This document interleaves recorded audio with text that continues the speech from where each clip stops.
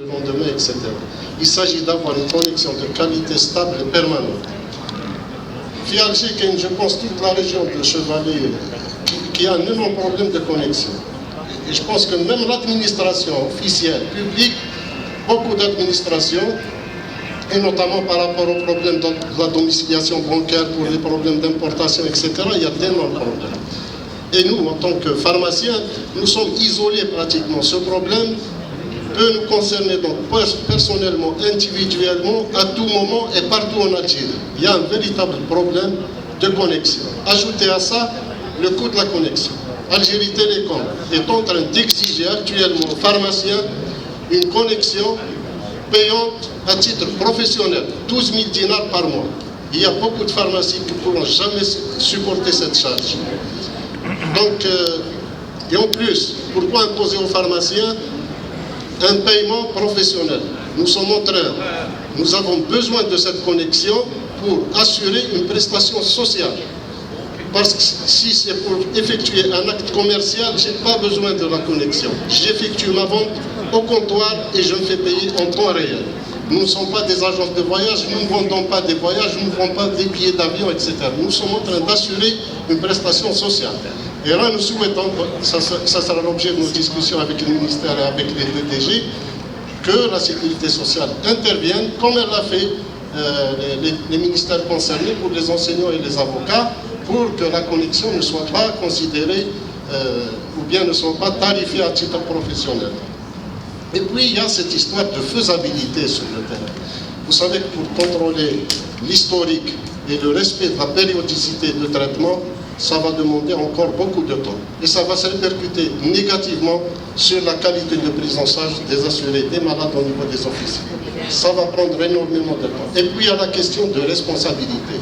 C'est-à-dire, à travers le contrôle de l'historique, le pharmacien va se substituer en quelque sorte au contrôle médical. Il va décider s'il doit donner ou ne pas donner. Et là aussi, on va tomber dans un autre piège. Je ne donne pas, il va ailleurs où il n'a pas la connexion, ou bien il ne veut pas consulter, il va donner.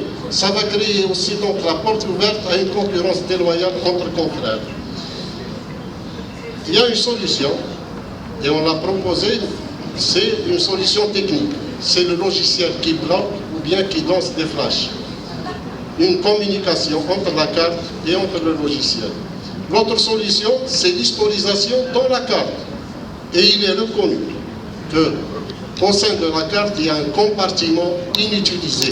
Il était réservé à la biométrie, mais il est inutilisé. Il peut contenir les informations par rapport à l'historique. Comme ça, il y aura une facilité technique rapide de l'utilisation de ce contrôle de l'historique. Et là, je demande donc officiellement à la sécurité sociale de nous aider, d'être compréhensifs sur ce volet du contrôle de l'historique.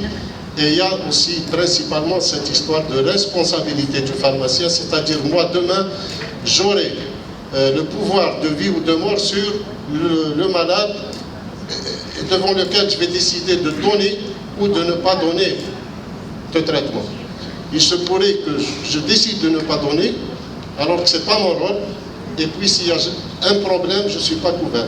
S'il y a un problème, si le malade complique, s'il décède, et il peut décéder pour une autre raison, ça peut être incombé au pharmacien. Donc il faut particulièrement être, c'est-à-dire sensible par rapport à cette doléance que nous présentons aujourd'hui en tant que syndicat pharmacien à nos amis de la sécurité sociale. Il faut pas, on demande de ne pas se précipiter sur ce volet et que ça soit donc un problème qui sera discuté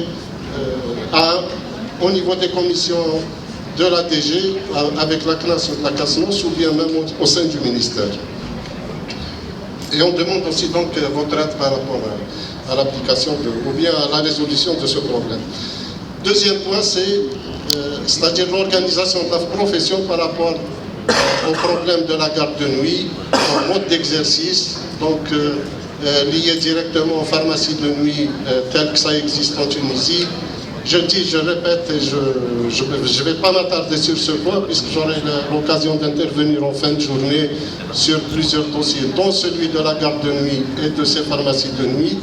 Je dis seulement que le principe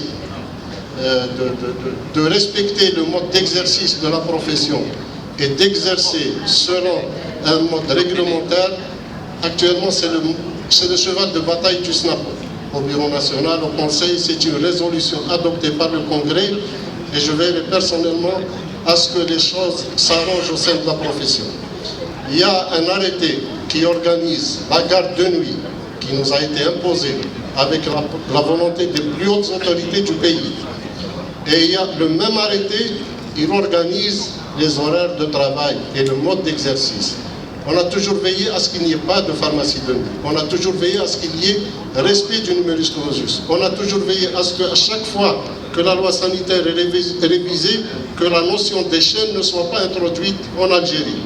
Les pharmacies H24, c'est un danger pour notre profession.